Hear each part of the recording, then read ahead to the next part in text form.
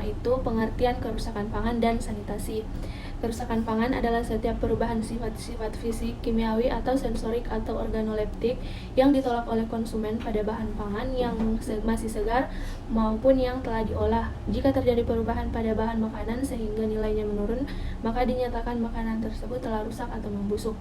Sedangkan sanitasi pangan adalah upaya untuk menciptakan dan mempertahankan kondisi pangan yang sehat dan higienis yang bebas dari bahaya cemaran biologis, kimia, dan benda lain. Nah, selanjutnya yaitu tujuan sanitasi pangan. Tujuan sanitasi pangan adalah untuk menciptakan dan mempertahankan kondisi pangan yang sehat dan higienis yang bebas dari bahaya cemaran biologis, kimia, dan benda lain dengan cara memelihara dan melindungi kebersihan lingkungan. Sanitasi pangan bertujuan untuk mengendalikan faktor risiko terjadinya kontaminasi terhadap makanan, baik yang berasal dari bahan makanan, orang, tempat, dan peralatan agar aman dikonsumsi. Nah, selanjutnya yaitu ada tanda-tanda kerusakan pangan. Nah, yang pertama itu perubahan kekenyalan. Biasanya terjadi pada produk daging dan ikan. Ini disebabkan oleh pemecahan struktur daging oleh bakteri. Nah, yang kedua itu pelunakan tekstur. Biasanya terjadi pada sayur, terutama disebabkan oleh Erwina carotophora, Pseudomonas marginalis, Sclerotinia sclerotiorum. Nah, yang ketiga itu perubahan kekentalan. Biasanya terjadi pada susu dan santan. Ini disebabkan oleh penggumpalan protein dan pemisahan serum atau skim. Nah, yang keempat itu pembentukan lendir pada produk daging, ikan, dan sayur.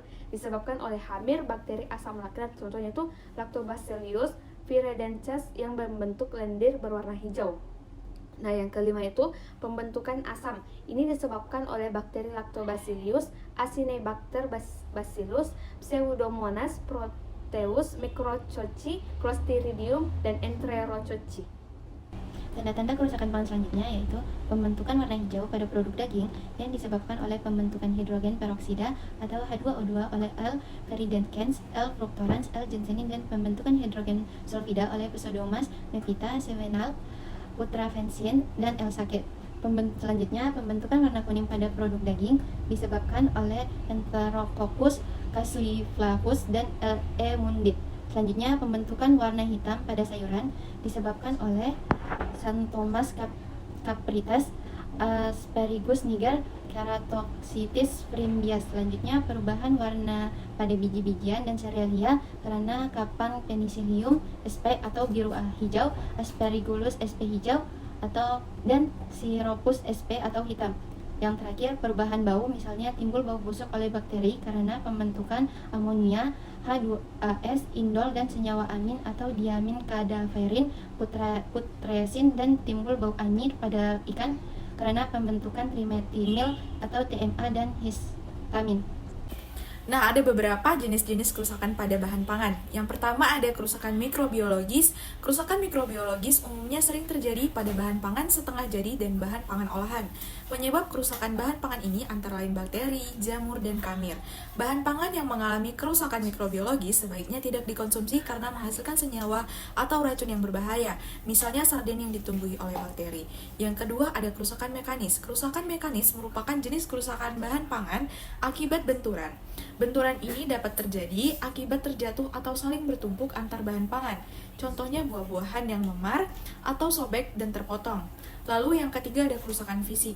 Kerusakan fisik merupakan kerusakan bahan pangan yang terjadi akibat perlakuan fisik yang tidak sesuai. Misalnya tepung terigu yang disimpan dalam wadah atau tempat yang basah sehingga tepung kering tersebut menyerap air dan mengalami perasan. Selanjutnya, yang keempat ada kerusakan biologis. Kerusakan biologis adalah jenis kerusakan bahan pangan yang disebabkan oleh serangga dan rodentia atau binatang pengerat seperti tikus, sehingga secara fisiologis bahan pangan akan rusak perlahan. Yang terakhir, yang kelima, kerusakan kimia. Kerusakan kimia adalah jenis kerusakan bahan pangan yang melibatkan proses kimiawi, misalnya adanya noda pada kaleng makanan kemasan sehingga makanan di dalamnya juga ikut rusak. Selain itu, jenis kerusakan kimia juga ditandai dengan adanya denaturasi atau kerusakan protein dan reaksi Browning yang menimbulkan bahan pangan berubah warna menjadi kecoklatan. Berikut faktor penyebab kerusakan bahan pangan. Yang pertama, adanya pertumbuhan dan aktivitas mikroba. Mikroba yang dapat membuat bahan pangan rusak seperti bakteri, hamir, dan kapang. Bahan pangan yang terserang oleh mikroba tersebut akan cepat mengalami kebusukan sehingga tidak layak makan. Yang kedua, ada aktivitas enzim. Nah, aktivitas enzim pada bahan pangan dapat mempengaruhi kondisi bahan pangan seperti menyebabkan berair, berlendir, dan berbau. Yang ketiga, ada serangga, parasit, dan hewan pengerat. Gigitan serangga dan hewan pengerat pada bahan makanan akan menyebabkan kontaminasi oleh mikroba sehingga bahan pangan sudah tidak layak untuk dimakan. Selanjutnya yang keempat, suhu. Suhu pemanasan dan pendinginan berpengaruh pada keadaan bahan pangan.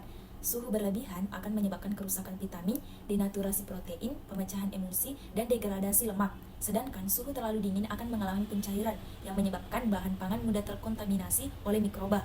5. Kadar air dan udara. Kadar air dalam bahan pangan dapat digunakan oleh mikroba untuk proses pertumbuhan mikroba.